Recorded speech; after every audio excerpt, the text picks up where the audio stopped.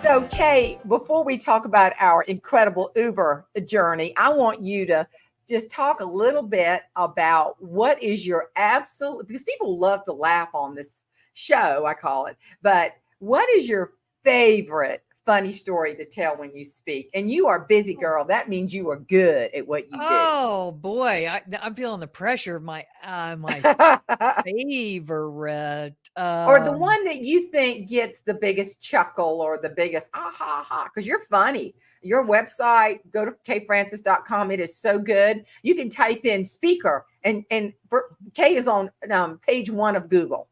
I mean, I'm going, what? I type in Jane Herlong. She's a spun figure from South Carolina. Enter. Oh, page 8. Yay. Well, it's funny. I mean, I'm not as so much a coming out of stand up. I'm not a rat-a-tat-tat, but I'm also not really what you call a storyteller, but it is kind of a story. It's or just one of your favorite bits. Well, when I talk about my mom, I mean, that's some of my best stuff. And it's funny. This is a plug for you. And I wouldn't do this. Listen, we have a lot of speaker friends, and God love them. Some of their books are better than others. That's just the truth.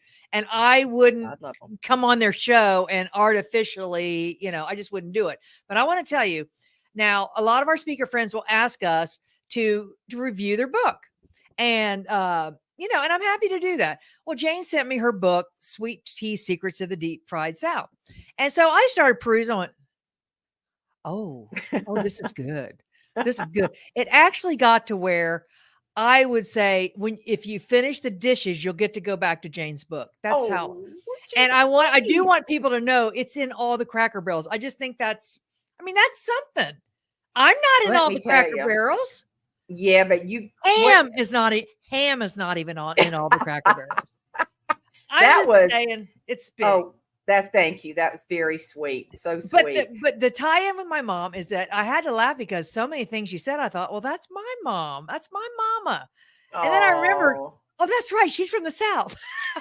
See, I grew up in Ohio. I was born in Kentucky, but grew up in Ohio. But my mom's from Richmond, Virginia. So I was like, well, mom did that. Mom said that, and so anytime I talk about my mom's stories, and I don't know why, when I was a kid, I guess because there was 4 of us, one of my favorite pastimes was aggravating my mom. Who does that? I mean, it was a way to get it. Looking back, I see that it was a way to get attention. I actually enjoyed it.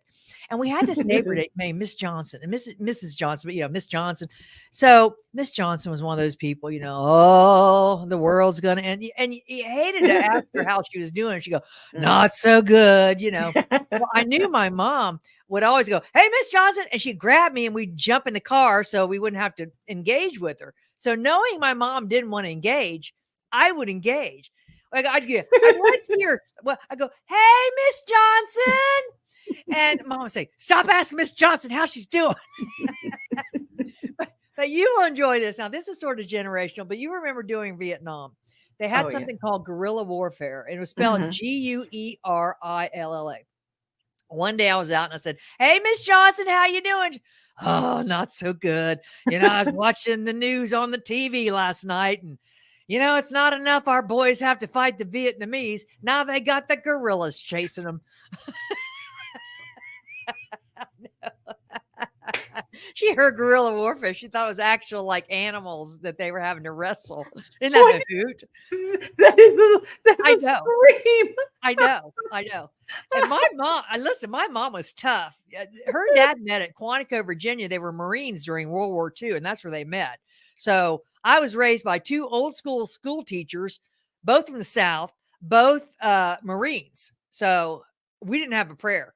Well, mom would drag us to church 17 miles every Sunday on a winding country road. We lived out in the middle of nowhere, 17 miles. And we took this elderly woman. Well, the 4 of us kids just crammed in the back seat. I was sick every Sunday. Well, first of all, mom would take the chicken out of the freezer and lay it out on the counter for days.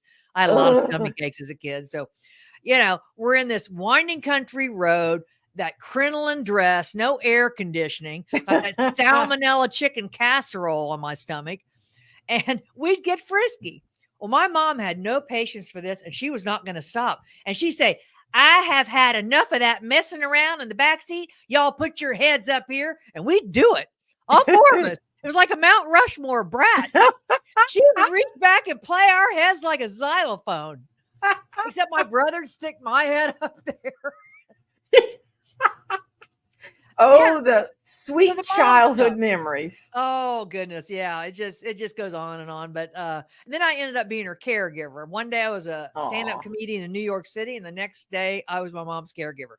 My dad passed away suddenly. I went back to Ohio, and I realized that mom was sicker than I thought. And I thought, well, I'm going to stick around for about a month. Well, any caregivers know that story. A month turned into 6 months, turned into a year. 7 years I was mom's caregiver. And I don't regret it. And I try not to whitewash it. But what really got us through it, Jane, was her optimism, her sense of humor, and Scrabble. A lot of Scrabble. Oh my goodness. I don't know if you realize, but Scrabble is an 8-letter word for no mercy. Oh, it was bloodlust. You would know your mother and daughter. When one of I'm catching up with you. Can you feel my sweet breath on your neck? And the other was almost like a script. You go, yeah, I feel your breath on my neck. I feel your halitosis, acidosis, expialidocious breath on my neck. It became a contest to see how many adjectives we could add. One time my mom goes, yes, I feel your breath on my neck. I feel your hot, putrid, vile, halitosis, acidosis, expialidocious breath on my neck. Like, oh my God. We cracked ourselves up. One time I figured out the H&R Block to get her taxes done. I figured it'd take about an hour. I said, when you're ready, call me. I'll come get you. About an hour later, the phone rang. I picked it up. I said, I feel your hot, putrid, vile, halitosis, acidosis, expialidocious breath on my phone. There's a little pause. Man said, yes, this is H&R Block. Your mother's ready to be picked up.